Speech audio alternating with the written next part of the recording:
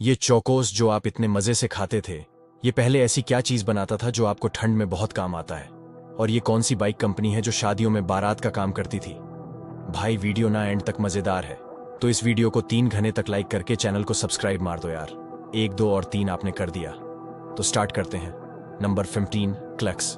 Lip balm क्लक्स company के product हम बचपन से यूज करते हैं, क्योंकि दूध के साथ चौकस तो हम सब ने खाया ही है।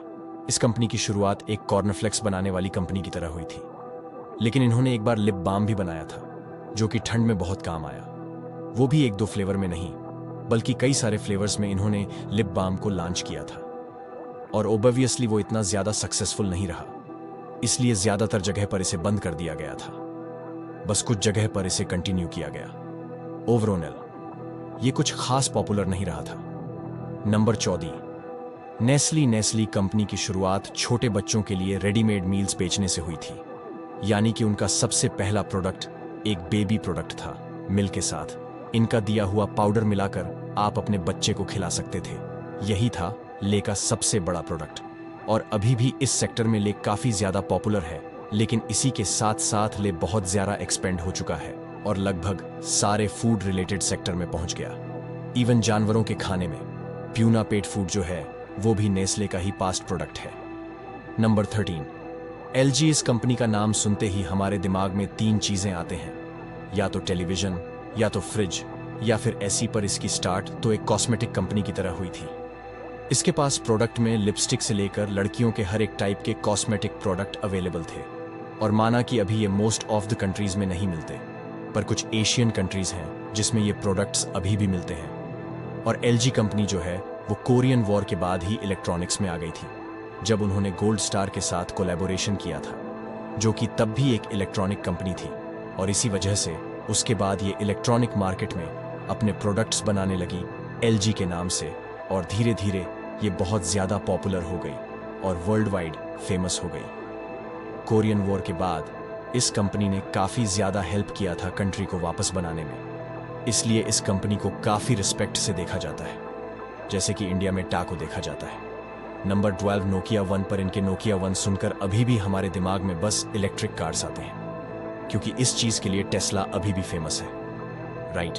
लेकिन फ्यूचर में ये सारी चीजें बदल जाएगी। टेस्ला अब सोलर पावर और एनर्जी स्टोरिंग कंपनी की तरफ बढ़ रहा है, और ऐसे ही चलता रहा तो वो दिन भी दूर नहीं जब टेस्ला के सोलर पावर और एनर्जी स्टोरेज हर जगह पर यूज होंगे।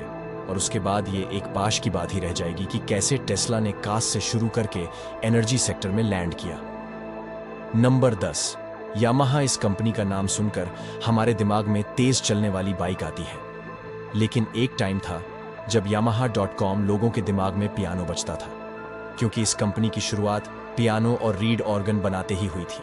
रीड ऑर्गन भी पियानो जैसा ही एक इंस्ट्रूमेंट होता है जिसे कि बजाया जाता है, लेकिन फिर इस कंपनी के ओनर ने इसे किसी वजह से मोटर इंडस्ट्री में एक्सपेंड करने का सोचा, और ये उसमें काफी ज्यादा पॉपुलर रही। भले ही ये म्यूजिकल बैकग्राउंड से ही थी, लेकिन मोटर्स में इसने लोगों को बहुत ज्यादा तगड़ा कंपटीशन दिया था, और ये बहुत ज्यादा पॉपुलर हो गई। वैसे तो कई लोगों को नहीं पता, लेकिन बीच बीच में yamaha.com की सॉफ्टवेयर इंडस्ट्री वैसे भी काफी ज्यादा टफ है। Number 9, amazononline.in। मोटर्स। ऐसा क्या हुआ हो क्या कि एक लूम मैन्युफैक्चरिंग कंपनी इतनी फेमस कार इंडस्ट्री की कंपनी बन गई?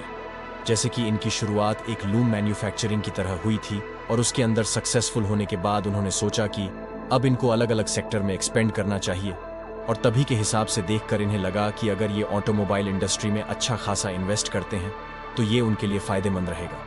और ऐसा ही हुआ, अपने सक्सेसफुल कंपनी के फंड को यूज करके जिन्होंने मोटर कंपनी शुरू की, और वो बहुत ज्यादा पॉपुलर रही। नंबर 7, जो कि क्रिप्टोग्राफी और सिक्योरिटी के लिए यूज होता था। Hand held device ready. जब इस चीज की एज जाने लगी तो रेसर की तरह स्टार्ट किया, और इसके बाद उन्होंने खुद की रेसिंग कंपनी खोली, जिसका नाम ही में ये कार गेम बनाने वाली कंपनी थी। हाँ, ये नॉर्मल प्ले कार्ड बेचते थे, लेकिन फिर मौका मिलते ही इन्होंने वीडियो गेम इंडस्ट्री में आगे बढ़ने का ट्राई किया, और ये इनकी कंपनी का शायद सबसे बेस्ट मूव था। और ये बस प्ले कार्ड में रहते तो शायद ये कंपनी आज एक्सटिंक्ट हो जाती। नंबर 4, जेरोक्स रॉक्स कंपनी पहले फोटोग्राफिक पेपर्स को बेचती थी। कुछ इसी तरीके से इस कंपनी की शुरुआत हुई थी, लेकिन धीरे धीरे जैसे ही ये कंपनी सक्सेसफुल होने लगी तो उन्हें पता चला कि अब इन्हें एक्सपेंड करना पड़ेगा। इसीलिए उन्होंने प्रिंटर्स के पार्ट्स को बनाना स्टार्ट किया, और जब ये भी अच्छा खासा चलने लगा तो उसके बाद इन्होंने पूरे प्रिंटर ही बनाना शुरू कर दिया।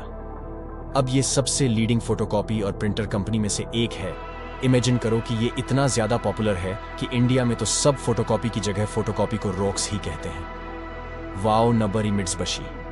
ज्यादातर लोग इस कंपनी को एक ऑटोमोबाइल कंपनी या फिर इलेक्ट्रॉनिक कंपनी की तरह जानते हैं, क्योंकि इस फील्ड में ये ज्यादा पॉपुलर है और ऑटोमोबाइल में ये एक लेजेंड कंपनी की तरह भी मानी जाती है। लेकिन इनकी शुरुआत हुई थी एक शिपिंग फर्म की तरह, यानी ये चीजों को शिप करते थे और वहीं से मौका मिलने पर इन्होंने अपने आप को एक्सपेंड किया।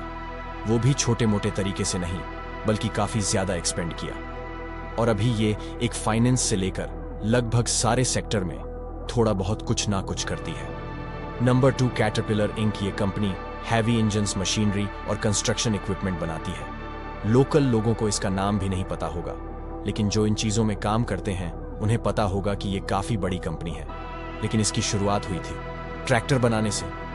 ये एक ट्रैक्टर मेकिंग कंपनी थी, और वैसे भी ट्रैक्टर अपने आप में ही एक बड़ी मशीन है, तो ये कोई बड़ी सरप्राइज की बात नहीं है कि धीरे धीरे सक्सेसफुल होने के बाद इस कंपनी ने अपने आप को इंजन और मशीनरी सेक्टर में एक्सपेंड किया, और कंस्ट्रक्शन इक्विपमेंट में भी, जिसमें ये और भी ज्यादा पॉपुलर हो गए, और लोग इनके ट्रैक्टर को भूल ही गए हैं। Number 1 western union. आप में से बहुत लोगों को नहीं पता होगा, क्योंकि ये कंपनी डायरेक्ट कंज्यूमर से रिलेटेड नहीं है, लेकिन वेस्टर्न यूनियन फाइनेंशियल और कम्युनिकेशन सेक्टर में बहुत ज्यादा बड़ी कंपनी है। लेकिन इनकी शुरुआत एक टेलीग्राफ कंपनी की तरह हुई थी, जो कि इस वक्त काफी नॉर्मल कंपनी थी, पर मौका मिलते ही इन्होंने अपने आप को स्प्रेड करने का सोचा फाइनेंशियल सेक्टर में, जो कि उस वक्त काफी ज्यादा बड़ा था, और उसी के बाद वहां पर सक्सेस मिलने के बाद इन्हें पता था कि कम्युनिकेशन इंडस्ट्री बहुत पॉपुलर हो रही है, तो इसलिए यहां पर भी उन्होंने एक्सपेंड करने की कोशिश की, जिसमें ये सक्सेसफुल रहे। भाई, इतना सब कुछ तो आपने जान लिया,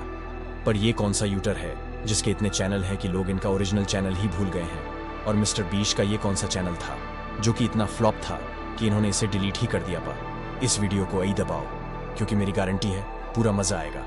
और हाँ, इस वीडियो को लाइक करके, चैनल को सब्सक्राइब करके ही ये वीडियो देखना। तो मिलते हैं अगले वीडियो में, तब तक के लिए बाय।